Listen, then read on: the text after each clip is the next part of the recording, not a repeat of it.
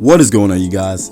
Judson here, and welcome to another video today, guys. So first and first, guys, just to give you guys a quick update, I'm feeling much better, or better than I was a couple of days ago. I'm getting much better, guys. So I just got back from the doctor this morning. It's about 12 in the afternoon on Tuesday. So I'm getting there, guys. I got a lot of antibiotics, to treat my body to get back up and moving. So yeah, I'm feeling a little bit better than I was before. So I hope all of you guys are actually having a great day. I hope all of you guys are doing well and healthy, because right now it's pretty dangerous out here. But anyway, that's not why you guys are here. So in today's video, I want to give you guys a really good honest review for KAKAROT. This is all my opinion, because this game has been out for about 4 months. Right now it's April 1st, so I thought I'll probably just make this video now. But I've been working on this video for almost a week and a half, just to put together all the stuff I've experienced playing KAKAROT and other Dragon Ball games, and try to do a comparison and give you guys my honest review what I truly think of KAKAROT. Because before the DLC came out, that's one of the main reasons why I want to make this video. But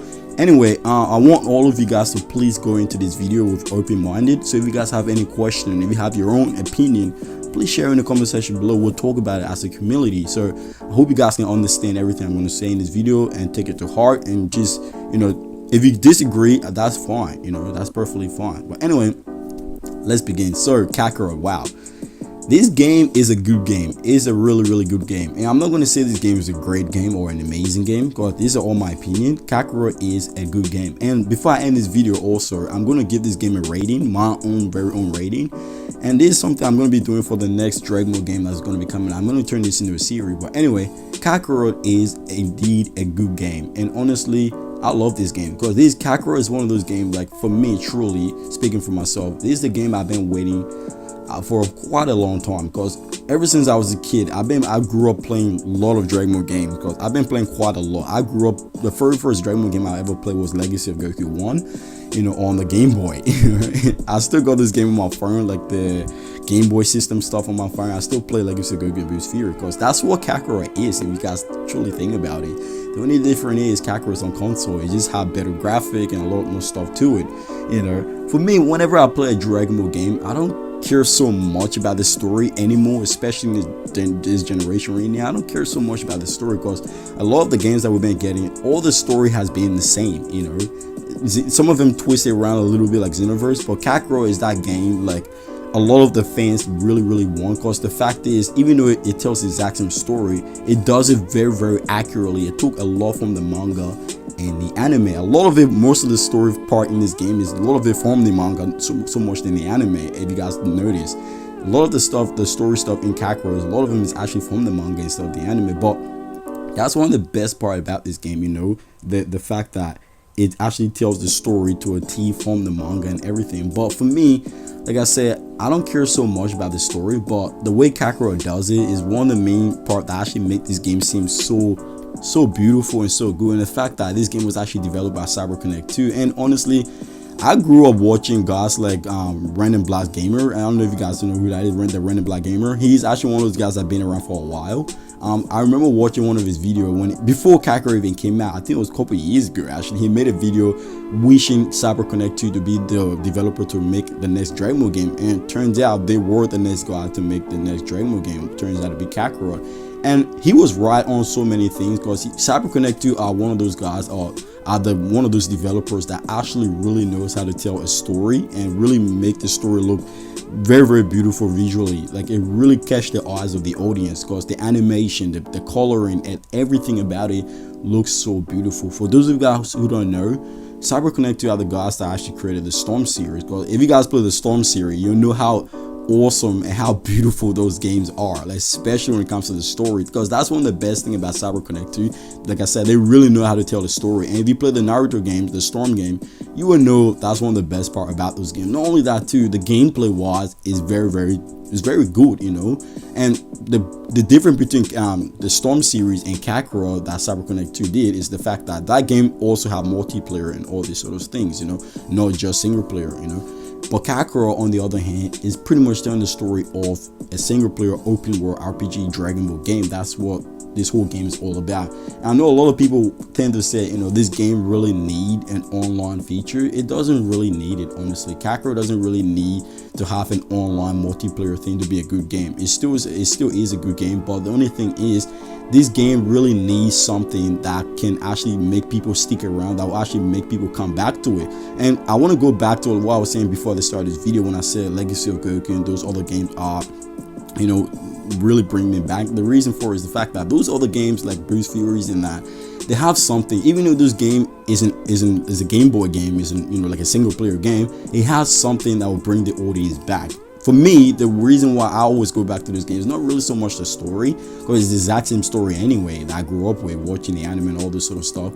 The main reason I go back to this game is the fact that it has something in it. And what I mean is that those games, for example, Bruce Fury, you have this weird thing where you can actually fight other characters. For example, if you don't want to play the story, you can go collect the Dragon Balls and like fight enemies like pirates, you know, going fighting pirates in the spaceship, you know, fighting ninjas, fighting all this sort of stuff, discovering new things.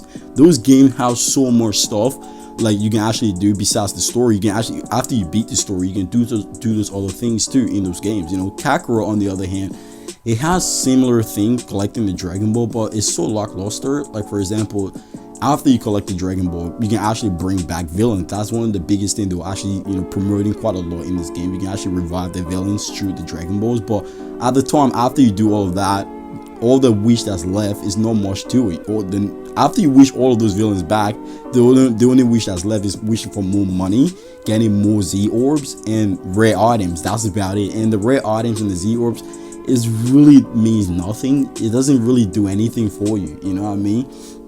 But those other games like Bruce Fury, you know, those other games, you don't only collect the Dragon Balls, but you can also, like I said, fight enemies. It's almost like a mini sub quest, sub story sort of thing that make the game feel more enjoyable. It really brings you back. Like, you don't get bored playing this game. But the problem with Kakarot is that a lot of people now are not even playing this game right now, to be honest with you. A lot of people actually put this game down and they're kind of waiting for the DLC. And the fact is, the DLC that's coming out, it doesn't really have a proper story. I've been making quite a lot of videos about it. Like the first DLC, Battle of God, is not even a story DLC. It's like if you guys remember the fight against Mira in this game, it's like a one fight thing, like a secret boss. After you level up your character, blah blah blah, you beat the story, you go fight Mira.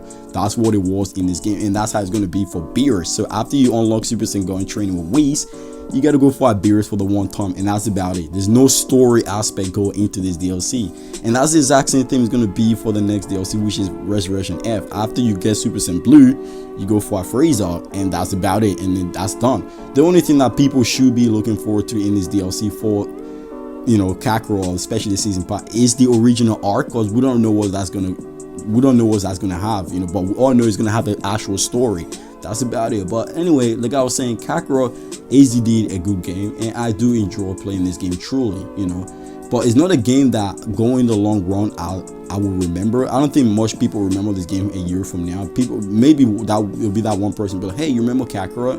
And another person will be like, what, Kakarot? Oh yeah, that game that was developed by CyberConnect 2. That's what Kakarot is, you know. And the difference between Kakarot and other Dragon Ball games, like let's say Xenoverse, for example, Xenoverse has quite a lot to offer than Kakarot. And I'm not just saying it because it's a multiplayer online game. That's not the reason why I'm saying that. It's the fact that the game has other stuff too, like a lot of other stuff, like fighting, boss raid battle, you know, parallel quests, all this sort of stuff, you know. And the story of Xenoverse 2 is kind of also, like I said, is different, you know. They tell the story very, very differently, you know. It's something that a lot of people still play to this day, even though Xenoverse is like 4 years old, almost 5. People still play that game, you know. Obviously for the obvious answers, because they are multiplayer, but that's not what I'm referring to. Xenoverse has quite a lot to it than Kakarot, you know.